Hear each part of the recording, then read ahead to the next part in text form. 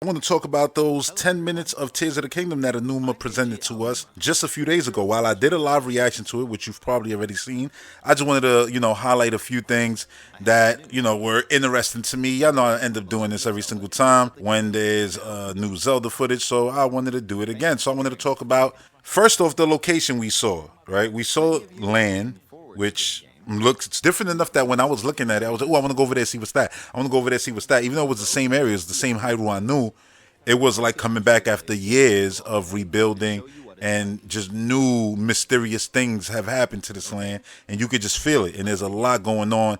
Every direction you look, there was something new there, even though the area was old. So that's just for the land, Hyrule. Now let's go up. I don't know if it's called Skyrule, Skyloft. I don't know what they're gonna call it, but let's just go up to the sky. The sky looks huge, and by that I mean, while there's separate land masses, the land masses look huge, and it looks like there's a ton of them from what we saw in this gameplay. I mean, there was water in the sky in certain areas, so I was like, what if maybe you can't go into water on Hyrule, but you can swim underwater in those areas that actually have little masses of water, basically.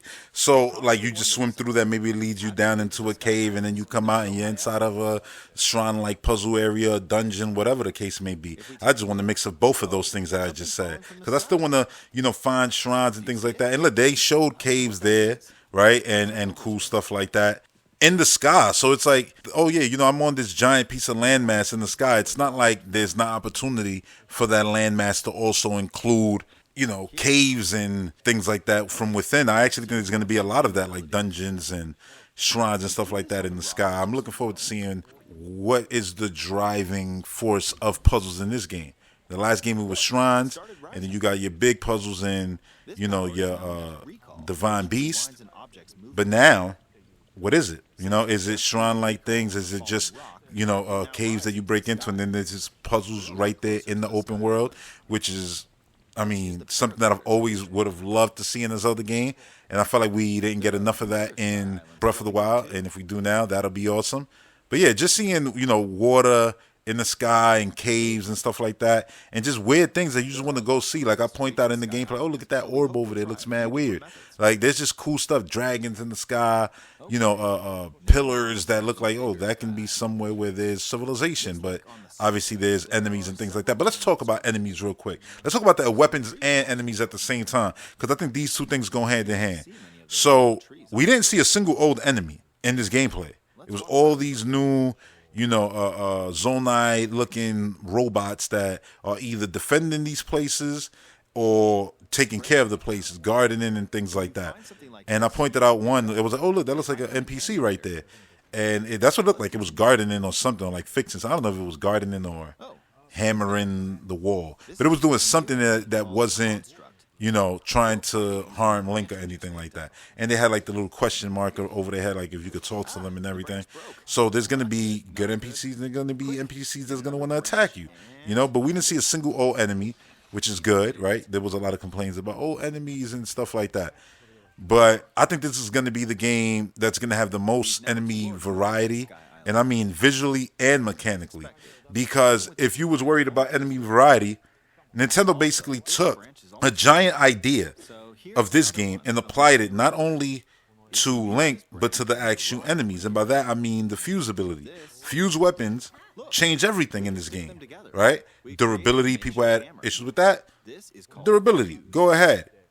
Grab a weapon, put a hammer on it, put a rock on it, put a stake on it. Put anything on it, all right? Fuse them together, fuse multiple things together. I don't know how many you can fuse together. Make a giant, I don't know, fire wand or something. And go crazy. They got so many possibilities for Link to make crazy weapons. But once you see an enemy with a fused weapon, we saw one and he blew Link off the damn thing. But look at that, blowing you away. That's something that you're going to have to now worry about. And if you don't want to fall off that, platform in the sky, that's going to be a threat, a real big threat. So it's something that you got to consider. What weapon does this enemy have? Yeah, I know this weapon. I may know its attack, but what weapon does it have now mixed with its attack? The challenge becomes different every single time. And who's to say that Nintendo can't just throw out hot fixes to the game where it's like, oh yeah, we just change all the enemies, things, or if they already got it built into the game where it just randomly generates random weapons. So procedurally generated fused weapons for the enemies in specific locations. That'll change up everything. Like this already changes everything. Fuse weapons. It makes the game so crazy. And I mean that in the best way, because even though they look goofy as hell, goofiness is part of the mysticalness of Zelda. Zelda never was the thing that took itself super serious in its mysticalness and stuff, and its legend. No, there's goofy elements in there. But yeah, fused weapons definitely change everything. So when it comes to abilities, right, the fused weapons, like I said, has the potential to just create all kinds of future and I mean like social media clips and stuff like that of people combining crazy stuff and then just going on social media like, yo, look at this shit I made, this shit is just crazy. Like that's gonna happen. This game already got that built in. Like before like it's even out, I could already see all the madness of what Breath of the Wild did originally. This one is doing basically. Before it was about how you did the thing, and now it's like that times 100 basically. It's like, oh, how'd you did the thing? Like, what did you do? Right? What was the weather like, the elements like? But then it's like, what did you fuse together in order to do the thing that you did? So it's like the crazy stuff when you mix it with, with the Ultra Hand or the Ascend or the Recall. Like, that's what I mean. Like, when they fuse it all together, it's like, yeah, it's going to be just 100,000 million possibilities and crazy stuff. I think this already makes this game the Breath of the Wild killer. Like the Ultra Hand alone is nuts. You know what I'm saying? But yeah, putting it all together, I think it's definitely game of the year to beat. Basically, I think just based off these ideas, you just know there's gonna be so many crazy possibilities. I'm like, if they did this stuff, then imagine the puzzles that they designed around this stuff. You know what I mean? Like designed to know that, oh yeah, players can do this stuff. So they're gonna try to make the puzzle still be achieved in the way they want the puzzle to be achieved. But knowing now, it's like, look how people were breaking puzzles before in Breath of the Wild. People are gonna go in immediately playing the game like that from the beginning now, doing goofy, crazy stuff. And yeah, the Ultra Hand, it's like, dude, it's crazy. Between that and the fuse ability, it's crazy because you're going to be fusing a crazy weapon together, and then you're going to Ultra Hand a ship. And we've seen things fly. We've seen blimps. We've seen boats. I mean, we've seen trucks. There's going to be all kinds of stuff. Like, it's just crazy. That's what I'm saying. Like, that's game of the year right there. Ultra Hand and Fuse, open world game, Zelda physics, game of the year. We wondered, what's the stuff that they're gonna do to make those players, especially the ones who specifically play Zelda, trying to do the crazy stuff, hit a rock and make themselves fly 50 miles, take a mine cart and make it fly through the air. Those players, yeah, they're looking at this now, salivating at, oh my God, like the stuff we're going to be able to do. It's like, yeah, you made a vehicle that flies. But now, yeah, I've actually mixed it with the Ascend. So going in reverse, I'm going lightning speed around high. Like, you don't know what they're going to do. It's going to be crazy. That's what I mean. So, yeah, I feel like game of the, it's in the bag. Like, simple, They did the damn thing. And, yeah, Ascend is awesome. Who knows how that's gonna mix in? Can you ascend from the ground to a landmass right above you? Because it seems that there has to be a mass above you in order for you to go up. Like, because if that's the way you get up and stuff, like quick travel, yeah, crazy. And when you're doing it, when you're going through an actual landmass, it looks like you're swimming. And I'm wondering, like, if they made that animation, maybe there is a way, for Link to swim, a swimming animation. I don't know, or maybe this demo was perfectly curated so you can't see when he landed in the water, like, oh yeah, you could have kept swimming through or something like that. I don't know. You know what I'm saying? Like, but I don't think you're going to be able to swim underwater, but I would have loved it. I know this one is like, they focus more on the sky, which is cool. And I still believe there's going to be sky fighting and all that stuff. They just haven't showed it. They haven't showed enemies in the sky really and things like that. But again, it was 3 hearts there. No, 4 hearts in this gameplay. And that just tells me this is the beginning of the game. You don't know what changes, how the world changes later on. Nintendo loves doing that too. It's like, yeah, you got to the middle of the game.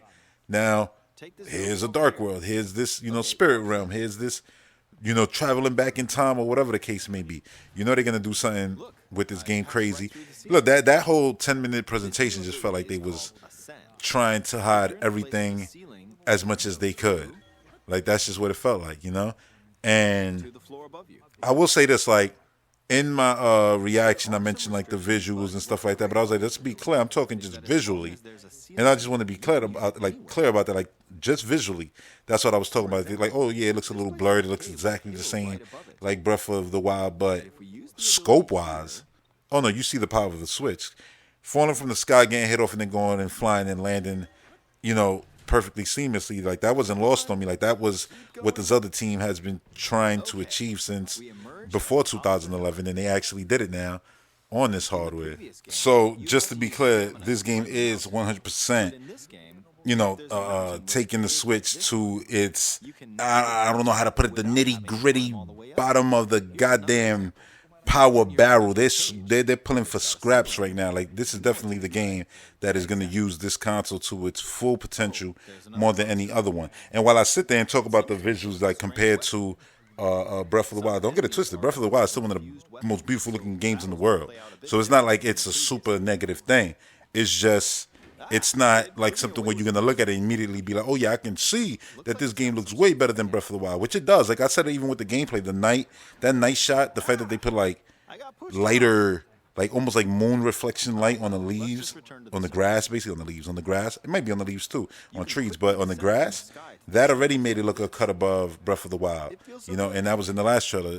Just go watch the night scene where Link is on the horse and you'll see what I mean. There's nothing like that at nighttime in the original Breath of the Wild. So I do see like the whole full-blown scope of the upgrade of this game, the glow up basically from this, from Breath of the Wild to this.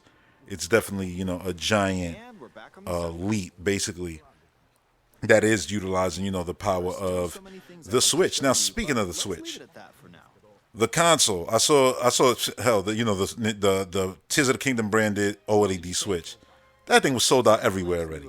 That's gone. Tears of the Kingdom is basically doing what Breath of the Wild did, which is moving consoles. And that's with no hype in the sense of Nintendo hyping it. Like, we're hype. They know we're hype, but they're not actively sitting there just hyping this thing. But here's the thing. People also have been acting like we aren't going to get other trailers and stuff like that. We are. There's going to be a massive epic trailer with dialogue and Ganon and all of that stuff. There's going to be a spoilery trailer made for this game that's going to be epic and is going to compete with that, not the original, but, that big final Breath of the Wild trailer. There's going to be one like that for this game. I can almost guarantee that. Even if it's not before, it's going to happen after. It's going to happen at some point, but I think it will be before. Like, they're not just going to use this 10-minute and be like, yeah, that's it, enjoy. Even though, yeah, the game is selling out, Pro Controller's selling out, everything's selling out. People are going to buy this game, obviously. But they're still going to actively try to promote it to people who may be on the fence. Like, why should I be excited about this? They're going to give those people a reason, and that reason is going to be an epic. It's going to come in the form of an epic-ass trailer. And, yeah, I'm excited to see it. And then people are going to be like, damn, now this looks awesome. And I'm like, well, Nintendo been doing this for a while now. It's really promoting the thing when you get closer to the thing. Like, go crazy with the promotion the closer and closer you get to it. So, yeah, I think it's been working for them. Now, I've always said that my dreams of the game involves exploring land by horse, exploring the skies by way of either Kiapora or some kind of flying machine, and exploring the ocean, going to Azora's Domain. That's the perfect Zelda game. Having traversal, air, land, and in water. So it's hard for me to just give up on the idea of underwater exploration. So I haven't. And I kept thinking about it. I'm like, Ultra Hand, new ability. What else could it do? Why can't you craft a submarine to go under the ocean? So maybe Link doesn't have a swimming animation per se, but you could craft the submarine, go under the ocean super deep to a Zora-like domain. Maybe there's sections there where you could pop out and obviously run around, fight, do the regular stuff you do. Then you got to create a different device. Maybe you get boots, iron boots to walk around in the actual water. Then you get a suit, from Zora's. We've seen this happen in other games.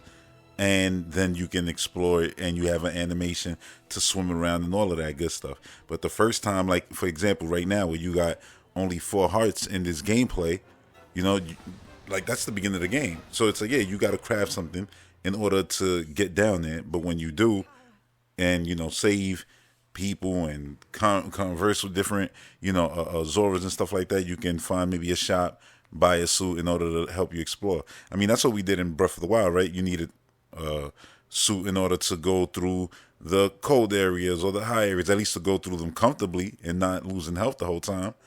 So I could see something like that happening. So once you like super deep under there, you could just use the ability in order to basically zoom back up. What is it called? Ascend. Just ascend back up from underneath the ocean. Like, that's another way that they can actually go about having underwater. I'm just trying to think of different ways because I really want it to happen. It would be the perfect game. Like I said, I already think that this game is I mean, just on paper, and us not even seeing the whole paper, just pieces of it. This is like a goddamn document with a lot of parts blacked out, redacted. But what we do see, we can already tell. Like, you can summarize clearly that this is going to be a way better experience than Breath of the Wild. Like, what has the years of development gone into? Well, you can craft, I mean, who knows what you can craft? A bunch of stuff. We've seen crazy stuff in the last trailer, and in this, like, thrown together real quick with some logs, some cool stuff to go up into the air, to just, swim on top of the water faster. Well, swim. You know what I mean? Get around on top of the water faster. We've seen a lot of different things like that. We haven't even seen these abilities really married together. All the enemies, you know what I'm saying, that are going to be using fuse abilities. Like, it's just a lot, you know what I mean? And these things are there for a reason.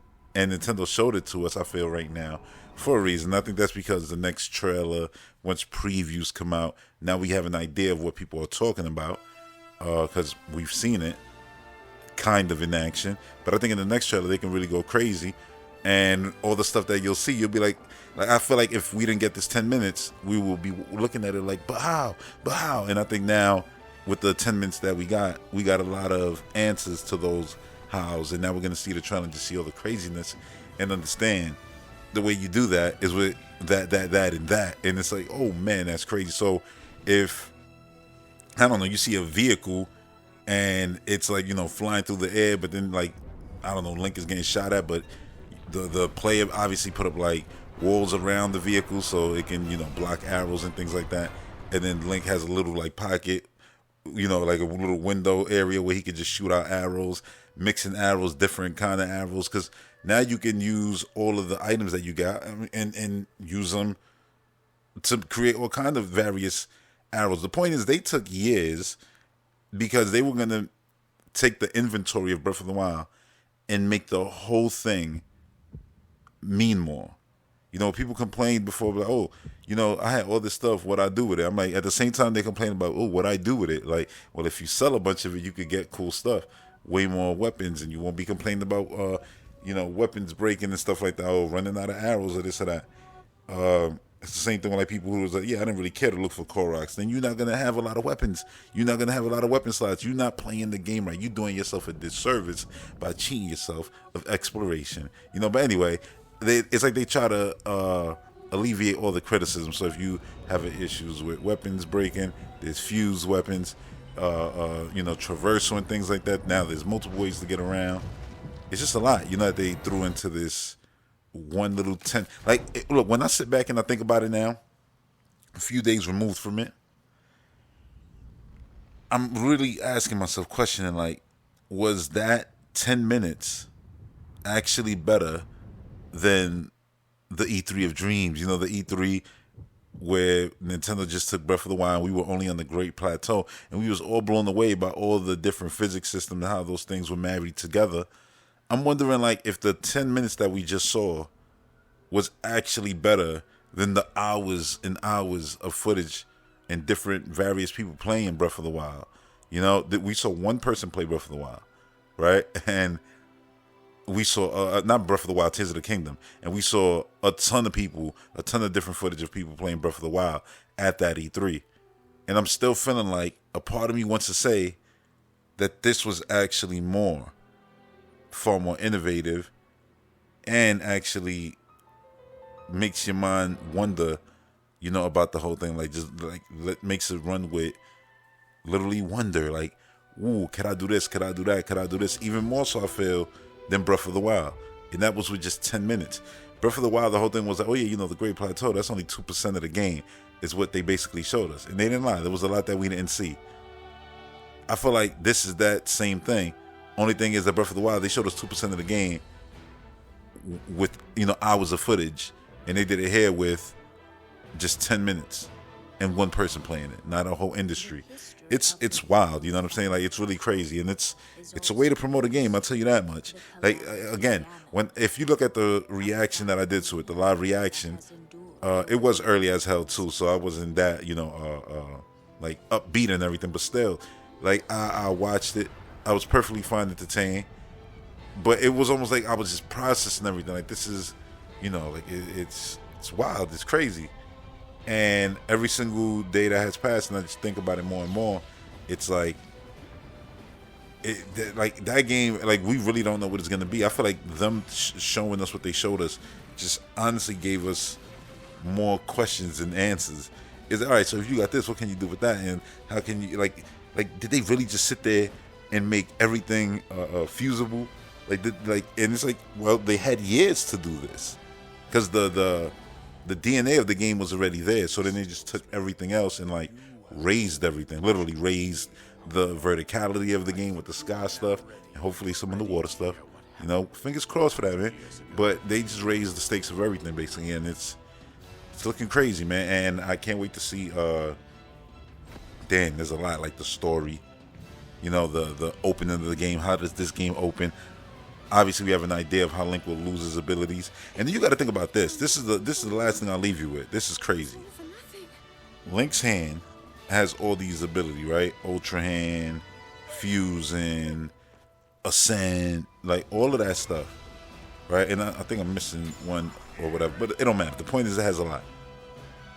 This ability that Link has now, or abilities, comes from clearly that hand that was keeping, Ganon in check. Oh yeah, the other one is the time reverse, which right now the name escapes me. But the point is, maybe, I mean, you think of all these abilities, it's like that. No wonder that thing was keeping Ganondorf's corpse, at least what we think was Ganondorf's corpse, in check for so long. Calamity Ganon and all that.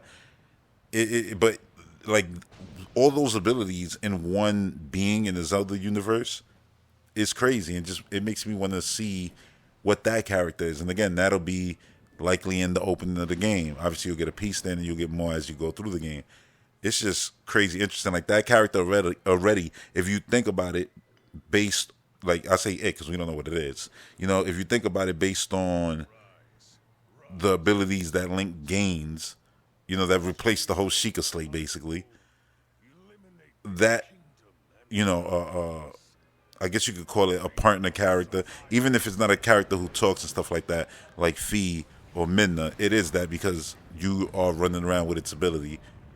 Like that character already tops all those other characters. You see what I'm saying? Like there's already a lot that this game is doing where I'm just looking at it from the bits that we have, and I'm like, if all this stuff comes together properly, there's no way that this isn't going to be the best Zelda game of all time.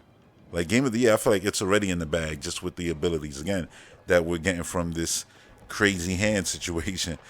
So yeah, like I just think this is something that's going to be far more special even than Breath of the Wild was. I think, look, when this is all said and done, it's going to make Breath of the Wild feel like, yeah, that was a beta for this greatness. And obviously we know Breath of the Wild is greatness. So just imagine how good Tears of the Kingdom is going to be. So good. It's crazy. I can just, imagine. But I think whatever I imagine, they're going to completely just top that. You know what I mean? Way more. They've already been doing that with what we've seen already. Nobody expected all this stuff. We all expected like, oh yeah, quick, quick turnaround Majora's Mask style 1 year because Breath of the Wild is so good. And it was like, now we're going to take almost just as long as Breath of the Wild to me, or even longer. And when you question why, even though it's the same world, whatever, you'll see. And it's like, I could see already. Link flying through the air, fighting in the air, all these abilities, giant landmass in the sky, also updating the whole bottom, which was an amazing world to begin with. I love exploring that world. You know what I mean? So having it to explore again with new things, new towers, new fantasy aspects thrown in there, the mystical nature of it all. You know what I'm saying? Like, yeah, it's gonna be crazy. So yeah, I'll leave you with that. Let me know how excited you are in the comment section below. And if you enjoyed this, make sure you hit that like, subscribe, and all of that good stuff. Until the next one, peace.